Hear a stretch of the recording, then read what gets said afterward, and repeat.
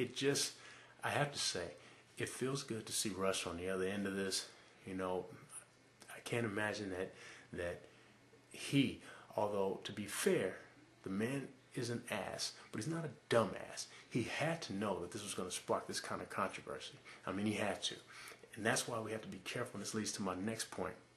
We've got to be careful about how this situation is handled, because in all honesty, you can't just make a decision and say, hey, because we don't like your politics, you can't be an owner here. The NFL may have the right to do that, but Rush Limbaugh has the right to really, really fight that vehemently, and quite probably he could argue reverse racism, reverse discrimination, something to that effect, and he may actually have a valid point. I know nobody wants to hear that, Vic, what are you talking about? Reverse discrimination? But discrimination is discrimination, no matter what side it's on, no matter what way it comes from. You got to call a spade a spade. And in this case, it could be a situation where, because of the man's politics, because of his views or whatever, he's going to be denied an opportunity to do something that, in all fairness, he should have an opportunity to do. Now, excuse me, should he have an opportunity to purchase the team? Maybe, but at the same time, the players also have the choice as to whether they will or wouldn't work for the man. So,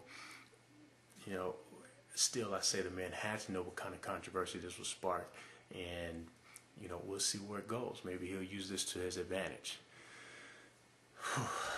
Two major topics, two major political topics, and I don't like to stay on the political soapbox that long, but that's just what's been on my mind. Since we're on sports, though, I'll stay on sports, and I'm going to keep it local. My Raiders, what's going on, Raiders? Look, I wear the ink. You guys have seen the tattoo, but I'm not one of these unrealistic Raider fans. The rap on us is that we're so die hard that we can't see the forest for the trees, and we don't know what's really going on with our team. Look, we know what's going on. We're in complete disarray. What's wrong with the Raiders has so little to do with football and a lot to do with what's going on in the office and what's going on upstairs. All I'm saying is, Mr. Davis, again, call a spade a spade. We stink right now. Russell, so far as a quarterback, man, he's shown very, very little promise, and it's looking like we might just have to call this a $30 million bust. It's year 3. Come on, Jamarcus, show us something. Man, look, I don't abandon ship. That's not how it's going to happen. That's not how I do things. But I can tell you this. Last week, one of the players on the Giants, Antonio Pierce, this is the opposing team. Antonio Pierce said, what was his quote? There was no vibe of trying or effort from the Raiders at all. He said playing against the Raiders was like a scrimmage. It was like a practice. Now, look, I follow sports for a long time. I don't think I've ever seen anything like this. I've never seen a player just calling out the other team who he just finished stomping all over. That's pathetic. And the Raider players, I hope they use this as motivation. Who do we have next week? Philly. We got Philly next week.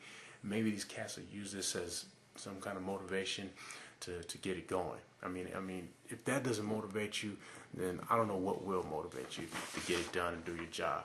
Now, I'm get ready to wrap things up here, and wrapping it up this week.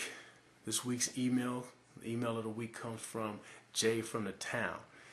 Hey Vic, this week a judge in Louisiana refused to marry an interracial couple because he felt mixed race children generally don't fare well in our society. I've heard you have a mixed race child.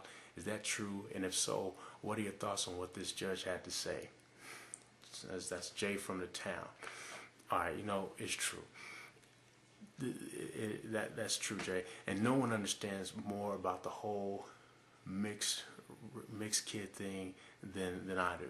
And I'm sure a lot of people who know me probably expected me to just get loose on this cat from Louisiana. But if you really know me well, I don't spend a whole lot of time. I don't spend a ton of time on nonsense and ignorance. And that's what we got going here. Look, if you have a dissenting opinion, you have an argument that you want to make against what I have to say, if you can argue it in an intelligent way and make valid points, I'm all for you. We can have a dialogue. At the end of the day, we can agree to disagree and go our separate ways, and that's fine. But the idea of a judge making this kind of broad generalization is just asinine. And why don't we just say, we're not going to marry Christians and Catholics anymore because it just won't work. We're not having it anymore. No more of that. If you're a Christian and Catholic, you guys can't be together. Because the kids are going to suffer. How about trying to teach people how to work with each other instead of just saying, look, this doesn't work, so we're just not going to do it. That's not the reality. That's not the way society works. That's not the way people work. We mix with each other. We intermingle, no matter how many of these folks try to keep us away from each other. So let me tell you something.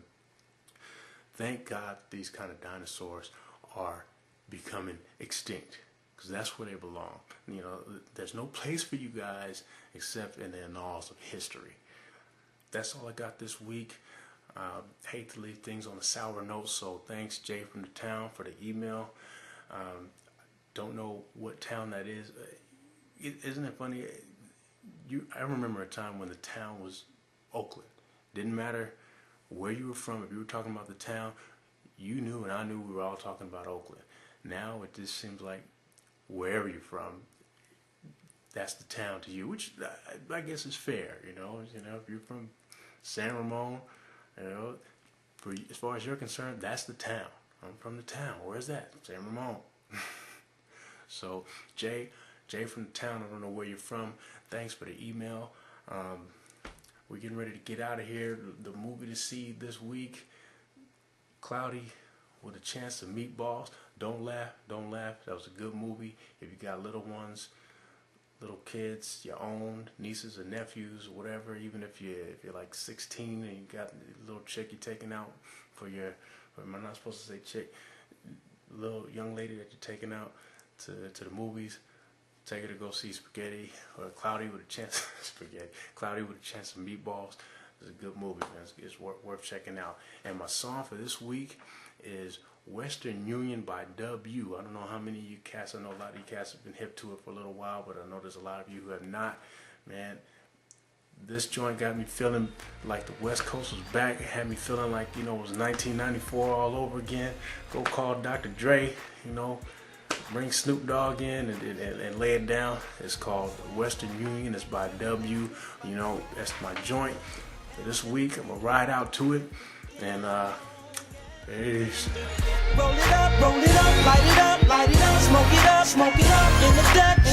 We done play tag, now the West is on our back. W, what it do? It's a party over here, fuck you. We keep it poppin', 6ix9ine, stay locking it up. Top to the cut. You gonna call